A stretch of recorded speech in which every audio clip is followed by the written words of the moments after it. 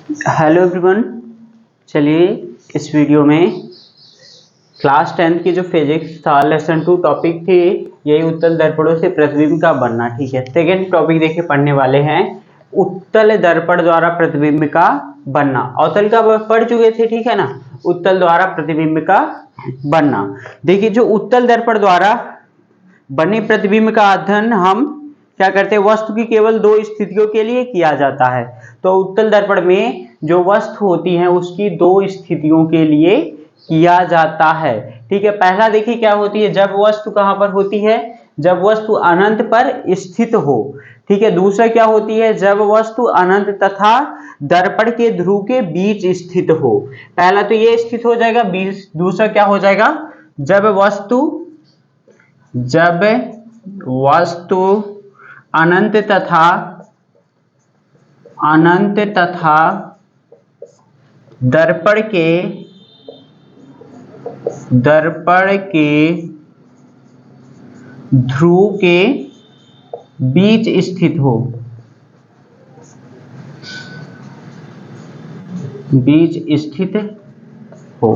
तो ये देखिए यही दोनों कंडीशन हम इसमें पढ़ते हैं उत्तल दर्पण में।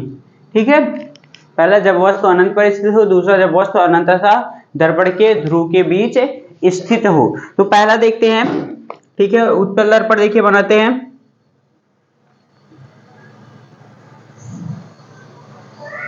ये हो गया उत्तल दर्पण। ठीक है,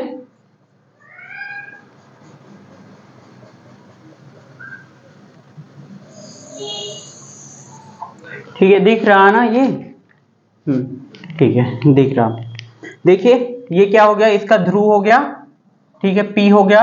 ये इसका क्या हो जाएगा, फोकस हो जाएगा।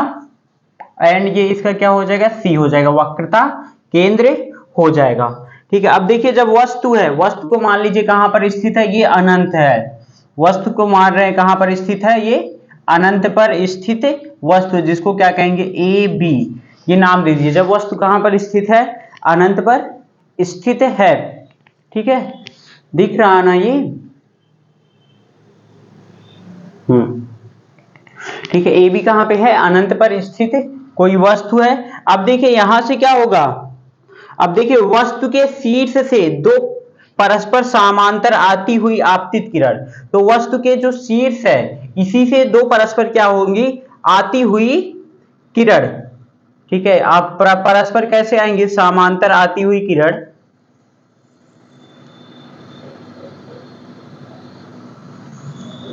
ये दोनों परस्पर समांतर आएंगी। ठीक है, अब देखिए क्या हो जाएंगे, परस्पर समांतर आती हुई आपतित किरण तथा परावर्तन के पश्चात दर्पण के पीछे, ठीक है, तथा परावर्तन के पश्चात दर्पण के पीछे उसके फोकस पर मिलती हुई प्रतीत होती हैं। परावर्तन के पश्चात दर्पण के पीछे उसके फोकस पर मिलती हुई प्रतीत होती है। ये दोनों कहां पे मिलेंगी, ये इसी फोकस पर मिलती हुई प्रतीत होंगी। ठीक है, ये समझ गए। तो पहला तो यही रहेगा, तो इसका जो प्रतिबिंब रहेगा तो ये यहीं पे बनेगा। ठीक है, कहां पे बनेगा, ये F पर ही बनेगा। अब देखिए क्या कह सकते हैं कि अनंत, जब वस्तु अनंत पर स्थित हो तो उसका प्रतिबिंब कैसा होगा, इस साइड बन रहा है, इसका प्रतिबिंब कैसा होगा, प्रतिबिंब हो जाएगा आभासी। ठीक है, वस्तु देखिए बहुत बड़ा है, ये क्या हो जाएगा, छोटा हो जाएगा। क्या लिख सकते हैं, वस्तु से अत्यंत छोटा, वस्तु से अत्यंत छोटा बनेगा। और देखिए कैसा बनेगा, सीधा बनेगा। ठीक है, और क्या हो जाएगा, कहां पे बनेगा, दर्पण के मुख्य फोकस पर बनता है। ठीक है, दर्पण के मुख्य फोकस पर बनता है, दर्पण के मुख्य फोकस पर बनता है, मुख्य फोकस पर बनता है,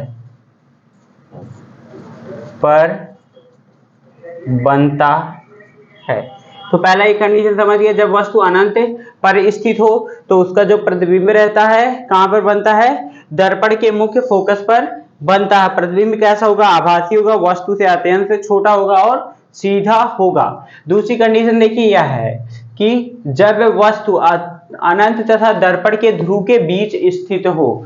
दूसरा क्या है? जब वस्तु अनंत तथा दर्पण के ध्रुव के बीच स्थित हो। ठीक है, इसका देखिए यहां पे ये बना लीजिए, पहले दर्पण बन गया। कौन सा दर्पण है? उत्तल दर्पण है। ये मान लीजिए क्या है? ये P है, ध्रुव है, F हो गया और ये C हो गया।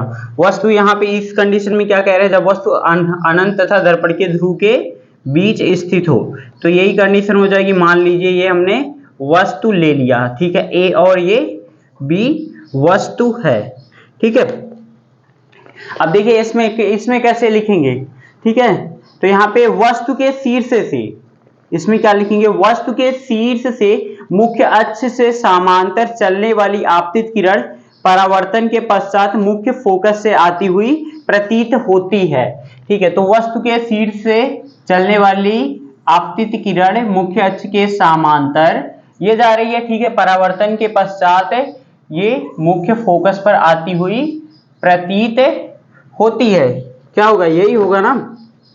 तो नीचे जब ये इसको मिलाएंगे तो ये ऐसे जाकर के मिल जाएगी, ठीक है। यहाँ पे ये मिलेगा। और देखिए दूसरा क्या हो जाएगा? दूसरी किरण क्या होगी? वक्रता केंद्र। ये जो C है, यहां से दूसरी किरण जाएगी वक्रता केंद्र की ओर जाती है, जो परावर्तन के पश्चात अपने मार्ग में वापस लौट जाती है। दूसरे को कहां पे ले जाएंगे? इस वक्रता केंद्र से मिलाएंगे। दूसरी किरण जाएगी ये वक्रता केंद्र पे जाएगी, ठीक है। ये आती हुई प्रतीत होगी, फिर क्या होगी? ये अपने उसी मार्ग में वापस लौट जाएगी। तो यही क्या होगा? यही इसका क्या हो जाएगा? यहाँ पे प्रतिबिंब बनेगा। क्या हो जाएगा? A डैश है, ये B डैश है, ये क्या हो जाएगा? इसी वस्तु का प्रतिबिंब बनेगा। तो अब देखिए इसमें क्या कह सकते हैं? अनंत तथा दर्पण के ध्रुव के बीच स्थित वस्तु का प्रतिबिंब कैसा होगा? प्रतिबिंब देखिए कैसा होगा? आभासी होगा। इसका प्रतिबिंब कैसा होगा? आभासी होगा, ठीक है। दूसरा देखिए क्या हो जाएगा? वस्तु इतनी बड़ी है, ये क्या हो जाएगा? छोटा हो जाएगा। आप कह सकते हैं वस्तु से छोटा, वस्तु से छोटा। कैसा बन रहा है? वस्तु से छोटा बन रहा है। और कैसा बन रहा है? सीधा बन रहा है, ठीक है। और देखिए कहां पे बन रहा है? ये F और P के बीच बन रहा है, मुख्य फोकस तथा ध्रुव के बीच बन रहा है। कहां पे बन रहा है? मुख्य फोकस तथा ध्रुव के बीच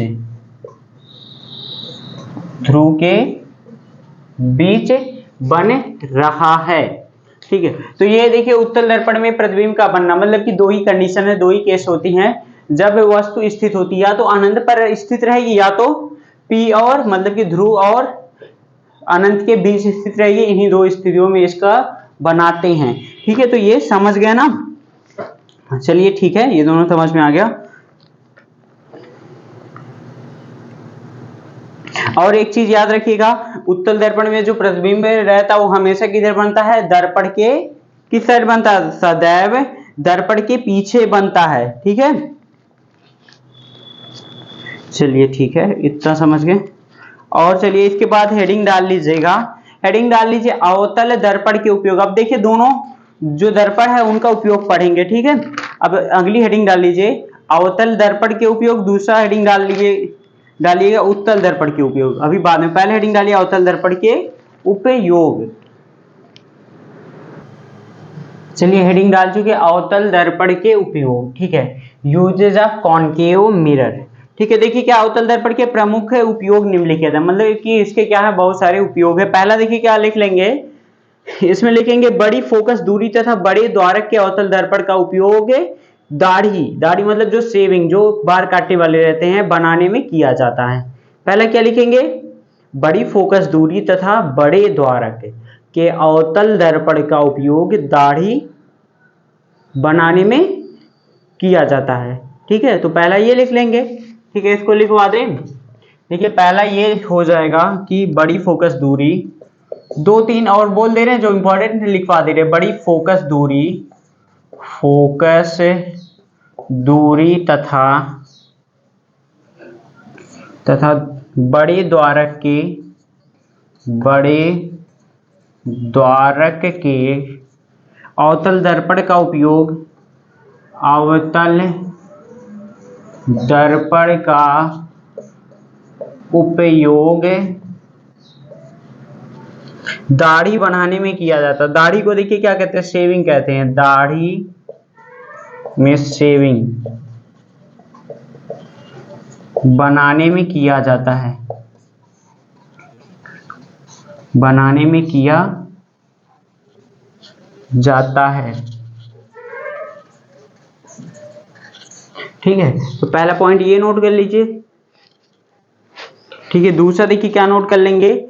दूसरा वाला देखिए, छोटे अवतल दर्पण द्वारा प्रकाश की किरणें परावर्तित करके डॉक्टर आंख, दांत, नाक, गले आदि का निरीक्षण करता है। तो देखिए इसका जो उपयोग होता है, जो डॉक्टर होते हैं, डॉक्टर क्या करते हैं, छोटे अवतल दर्पण, ठीक है, द्वारा प्रकाश की किरणें परावर्तित करके क्या करते हैं, आंख, दांत, नाक, गले आदि का निरीक्षण करते हैं। तो दूसरा लिख लेंगे, आंख, दांत, नाक, गले आदि का निरीक्षण करने में। ठीक है, और तीसरा देखिए क्या लिख लेंगे, सौर भट्टियों में सूर्य के प्रकाश को केंद्रित करने के लिए बड़े अवतल दर्पण का उपयोग किया जाता है। मतलब कि जो सौर भट्टी रहती है, ठीक है, जो सौर मतलब कि जो ताप से चलती है, ठीक है, सौर भट्टियों में सूर्य के प्रकाश को केंद्रित करने के लिए बड़े अवतल दर्पण का उपयोग होता है। ठीक है, ये तीसरा हो जाएगा। चौथा देखिए क्या है, अवतल दर्पण का उपयोग टेबल, ठीक है, लैंप के शोडो में किया जाता है, जिससे थोड़े स्थान को अधिक प्रकाशित किया जा सकता है। देखिए अवतल दर्पण का उपयोग करके क्या किया जाता है, टेबल लैंपों, ठीक है, लैंप होता है, के शोडो में किया जाता है, शेडो में किया जाता है, शेडो, ठीक है, जिससे क्या होता है, बड़े स्थान को अधिक प्रकाशित किया जा सकता है। और देखिए पांचवा है, इसका उपयोग है, पांचवा है मोटर कारों, रेल के इंजनों, स्टीमरों तथा सर्च लाइट के लैंप में परावर्तक के रूप में अवतल दर्पण का उपयोग किया जाता है, जिससे दूर की वस्तुओं को प्रकाशित किया जा सके। ठीक है, तो ये सब क्या थे, अवतल दर्पण के उपयोग। ये देखिए आप लिख लीजिएगा, पढ़ लीजिएगा, ज्यादा इसमें कुछ है नहीं, ठीक है, केवल उपयोग बताना था। और देखिए क्या है, इसके बाद अगली हेडिंग डाल लीजिएगा, उत्तल दर्पण के उपयोग। ठीक है, इसके बाद क्या डाल लीजिएगा, हेडिंग डाल लीजिएगा। अब देखिए इसी को बता दे रहे हैं, हेडिंग डाल लीजिए, उत्तल दर्पण का उपयोग। देखिए क्या होता है, इंग्लिश में लिख लेंगे, यूजेज ऑफ कॉन्वेक्स मिरर। ठीक है, यहाँ पे क्या लिखे हैं, कॉनकेव लिखे हैं ना, तो यहाँ पे क्या हो जाएगा, कॉन्वेक्स मिरर हो जाएगा। ठीक है, देखिए क्या हो जाएगा, पहला देखिए, उत्तल दर्पण का उपयोग स्कूटरों, मोटर कारों आदि वाहनों के साइड दर्पण के रूप में किया जाता है। मतलब जो मोटरसाइकिल होती है, स्कूटर होता है, जितने भी वाहन होते हैं, उनके जो साइड में शीशे लगे होते हैं, मतलब पीछे की वस्तु को देखने के लिए, वो कौन सा दर्पण होता है, ये उत्तल दर्पण होता है।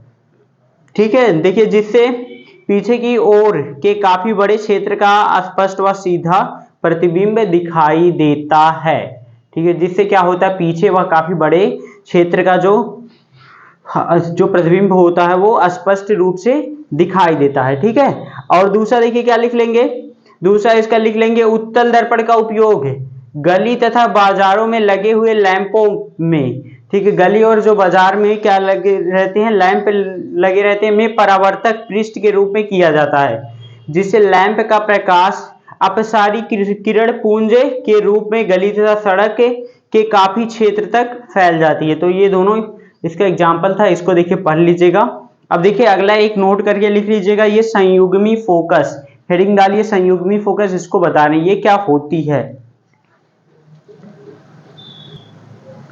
ठीक है, इसको हेडिंग डाल ये लिख लीजिए, संयुग्मी फोकस, ये क्या होता है। देखिए दर्पण की मुख्य अक्ष पर स्थित उन दो बिंदुओं को संयुग्मी फोकस कहते हैं, जिनमें से एक बिंदु पर रखी वस्तु का वास्तविक प्रतिबिंब दूसरे बिंदु पर रखी वस्तु का प्रतिबिंब पहले बिंदु पर बनता है। मतलब कि दोनों बिंदु पर अगर एक को हटा दिया जाए ये बनेगा। पहले देखिए फिगर से बता रहे हैं। ये आपका अवतल दर्पण हो गया, ठीक है। ये क्या हो गया, P हो गया, ध्रुव हो गया, ये F हो गया, फोकस हो गया, और ये क्या हो जाएगा, C हो गया, वक्रता केंद्र हो गया, और ये A और B ये वस्तु हो गई। ये A हो गया, ठीक है, और ये B ये क्या होगी, वस्तु हो गई। अब देखिए किरण आरेख द्वारा इसका प्रतिबिंब बनाइए। तो पहला देखिए इसके समांतर जाती है और कहां से गुजरेगी, F से ये किरण गुजर जाएगी, ठीक है। दूसरी देखिए कहां से गुजारेंगे, C से गुजारेंगे, ठीक है। C से लेकर जाइए, C से लेकर जाएंगे तो ये क्या होगी, जैसे ही C से आप ऐसे इसी दिशा में ले जा रहे हैं तो ये इसी फिर वापस चली जाएगी, ठीक है, परावर्तन के पश्चात। तो जो प्रतिबिंब रहेगा, प्रतिबिंब यहाँ पे देखिए कुछ ऐसा बनेगा। तो आप लोग बनाएंगे तो अच्छे से बनाइएगा, ठीक है। ये तो रफली बना रहे, तो ये क्या हो जाएगा, A डैश हो जाएगा, ये B डैश हो जाएगा। यही क्या होगा, इसका प्रतिबिंब बनेगा, ठीक है। ये तो F था। यही देखिए संयुग्मी फोकस। संयुग्मी फोकाई देखिए क्या होती है, पहले देखिए बताया, दर्पण की मुख्य अक्ष पर स्थित वह दो बिंदुओं को संयुग्मी फोकस कहते हैं। मतलब एक बिंदु ये B है और ये B डैश, ठीक है, जिनमें से एक बिंदु पर रखी वस्तु का वास्तविक प्रतिबिंब, जिसमें से एक बिंदु पर रखी वस्तु का वास्तविक प्रतिबिंब दूसरे बिंदु पर व दूसरे बिंदु पर रखी वस्तु का प्रतिबिंब पहले बिंदु पर बने। मतलब कि अगर यहां पर रखी रहती है तो प्रतिबिंब ये बी पर बनता है। अगर कोई वस्तु यहां पर रख दी जाए तो इसका प्रतिबिंब यहां पर बनेगा। तो इसी को कहते हैं संयुग्मी फोकस। तो देखिए यही कह रहा कि चित्र में देखिए दिखा गया, अवतल दर्पण के सम्मुख बिंदु बी पर रखी वस्तु का वास्तविक प्रतिबिंब कहां बन रहा है, बी डैश पर बन रहा है, ठीक है।